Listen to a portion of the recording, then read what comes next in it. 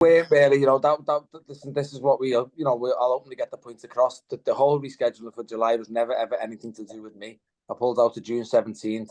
Chris is the man for the excuses, to be totally honest with you. I can name you 5, 6, 7 excuses he's made from the fight, but, you know, I pulled out to one date and one date only, June 17th. The fight got rescheduled to in July to no reason on my own.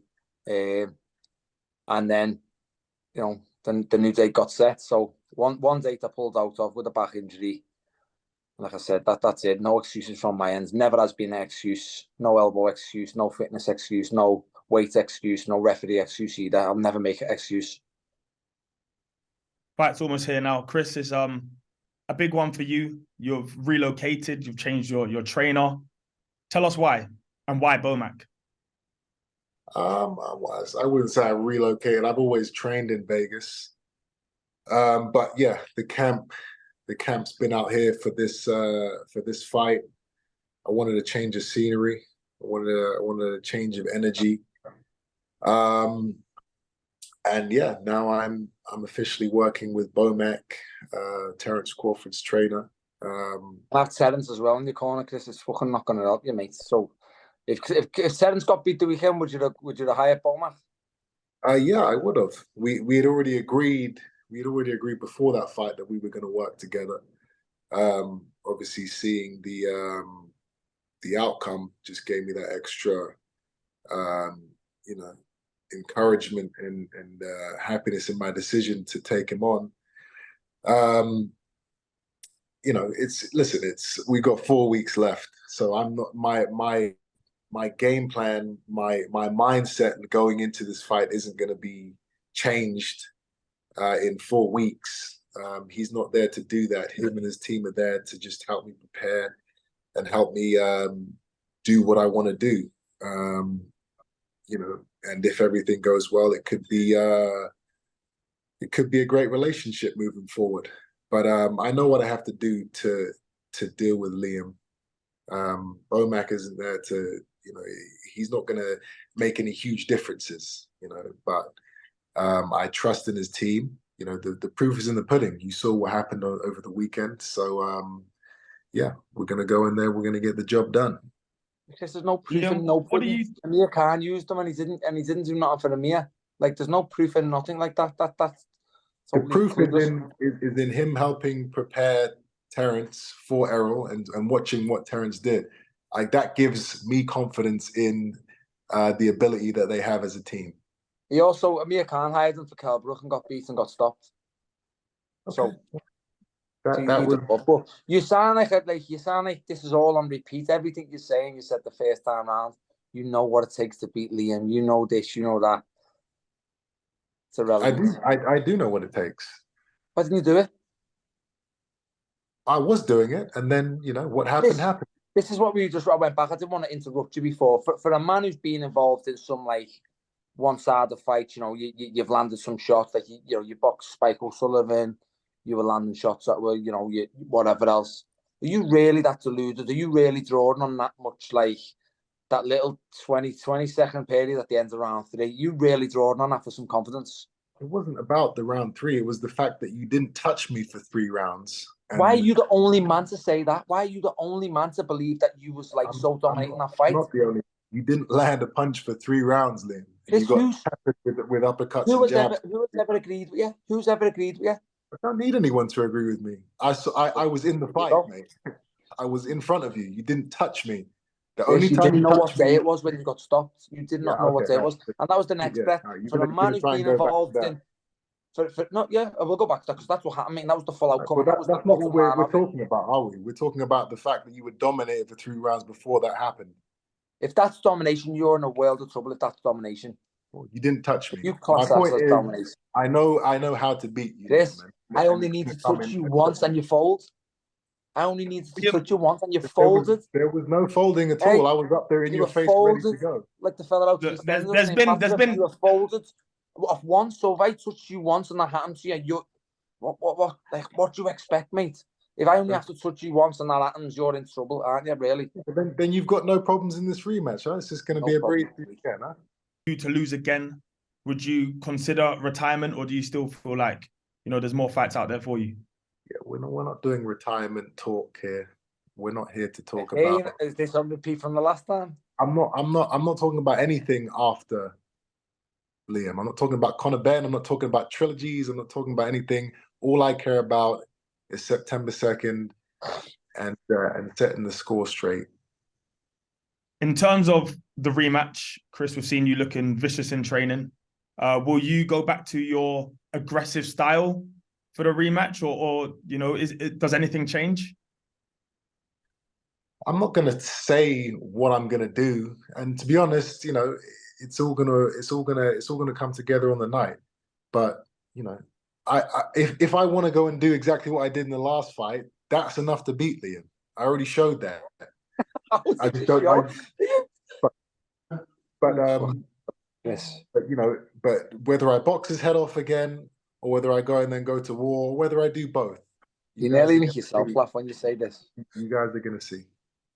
Liam, do you think the fight is still there in Chris? You know, do you feel like maybe you took something from him in the first fight? Chris knows full well what got took from. You know, he knows full well what's been took from him now. What he's prided his whole career on.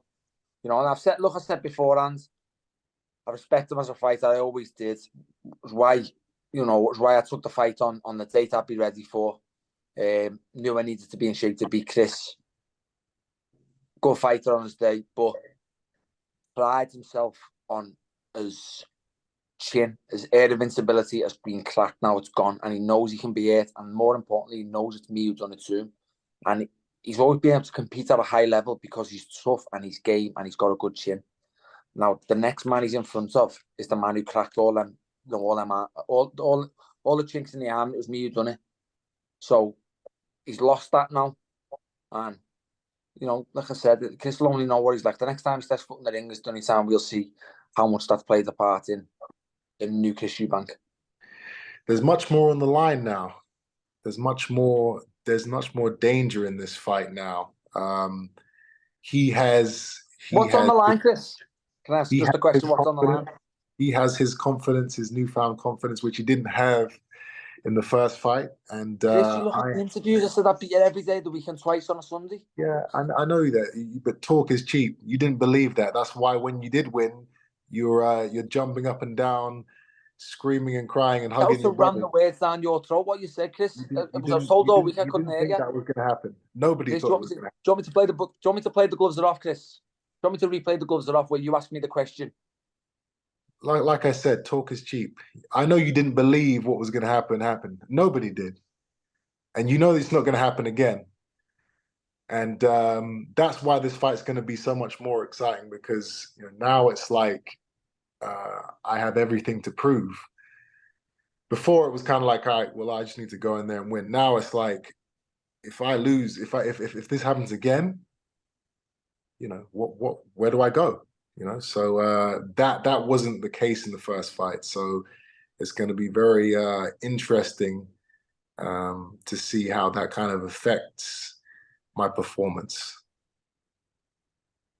How does this fight end this time, in your opinion, Chris? Questions are so boring every time. How is this going to end? What are you going to do? When's the knockout? What do you want them to ask, Chris? What do you want them to ask? I don't know. Something new. How's the fight going to end? I mean, the fight's it's going to end. One of us is going to get stopped. That's for sure. It's not going to go 12 rounds. It can't go 12 rounds. And I'm going to do everything in my power to make sure that that it's a Chris Eubank Jr. win. Like I said, I was shocked how easy he folds. I touched him once and he was like Bambi on ice. Yeah, I was shocked how much he folds off. You know, one right hand, left uppercut, left hook. Yeah, little elbow in the middle of it, and then he's on clear stick. So like, I just don't know what way can Chris come next time? Come and have a fight with me. You're there to be nailed. Try and box me like that again, or do whatever he done last time. He makes too many mistakes and I'll punish him. Do I have anything to say? I mean, we've said so much already. It's kind of there's not much left to do now except fight. You know, we've done the gloves are off. which is going to come out soon. This is the first digital face-to-face or press conference or whatever you want to call this I've ever done. It's kind of strange, but listen, I'm in a good place. I'm comfortable. I'm happy with the setup. You know, Manchester is going to be, yeah, it's going to be. Well, I don't know how it's going to be actually. I don't know. It's probably going to be the same as last time. It's probably, do you think you gained a few more fans, Chris, with your little Manchester United trip the other day? Did you try and get more fans on board? Is that what you tried to do? Well, it's not trying to get more fans. It's, you know, I enjoy watching them play. Are you a Man United fan? Yeah, but it's not about football. It's not about gaining fans. You know, we're there to fight, and we're going to be fighting in Manchester. So, you know, it is what it is. I offered you London, Chris. What's that? I offered you London. No, you didn't. I offered you London. But you know, it came down to. I accepted whether... London, shall we say? I accepted London. Right. Okay. Yeah. It's the powers that be wanted it in Manchester, and that's fine. You know, I don't mind being in Manchester, in hostile territory if that's what it's going to be. I don't know. It was last time, but you know, crowds, fans, support, haters, none of that has ever affected me.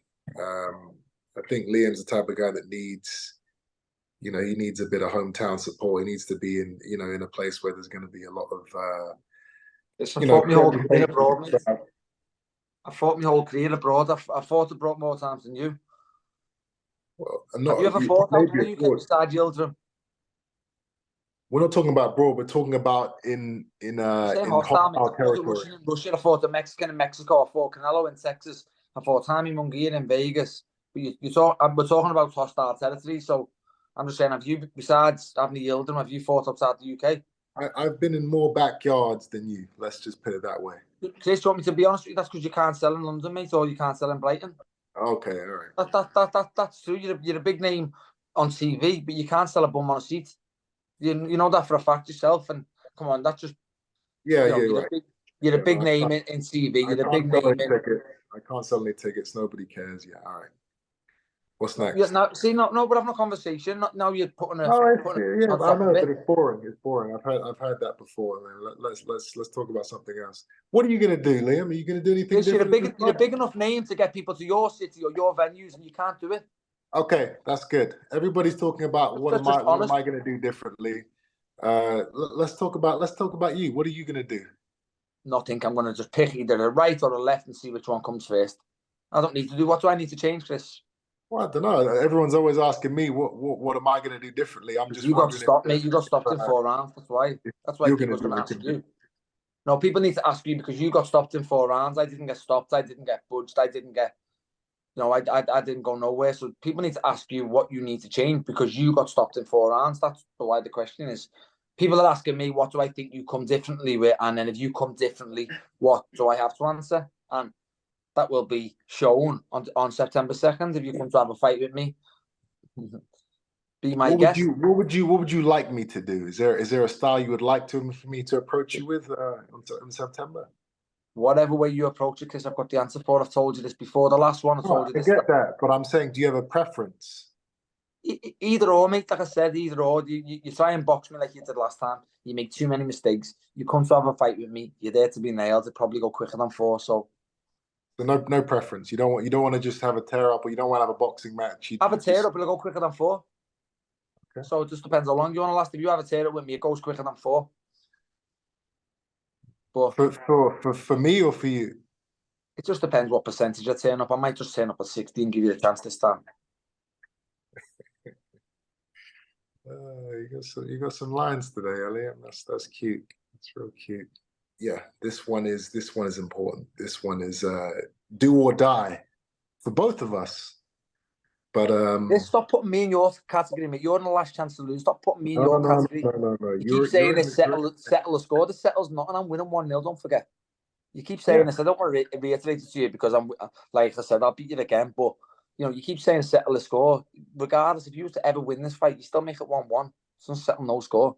But it settles the score for me, and you know, that is obviously what I'm referring to when I say that. People keep talking about you know, trilogies and all this stuff. It's you know, who knows? But I'm not. 1-1. Like, but trilogy's a little bit a long way away for you just yet, though. You only have a trilogy 1-1. I'm not thinking about that. All I'm thinking about is how I'm going to take you apart in a few weeks' time, and it's going to happen. How? I already asked you what you would preferred. You know, if you tell me what you want, then I'll take you apart that way. You just got to tell me. I'm asking how you're going to take me apart. I've already took you apart. I took you apart, no bother. Oh, so you didn't take me apart. You caught me with one shot. That's not taking somebody apart. That's a one-hit wonder. That's never going to happen again. Chris, one. Never going to happen again. One shot was it, Chris? What shot was it, Chris? It was one shot, and it will never happen again. Tell me what shot it was. Come on, watch the replay. I don't need to answer your question about what shot it was. If you don't remember, then you don't remember. But it will never happen again. It was a one-hit wonder, and this time around. Was it the left hook at the end? What's on your eye? What you said was the elbow on your eye. You're not going to be jumping up and down. The elbow you hit here. Trust me on that. What?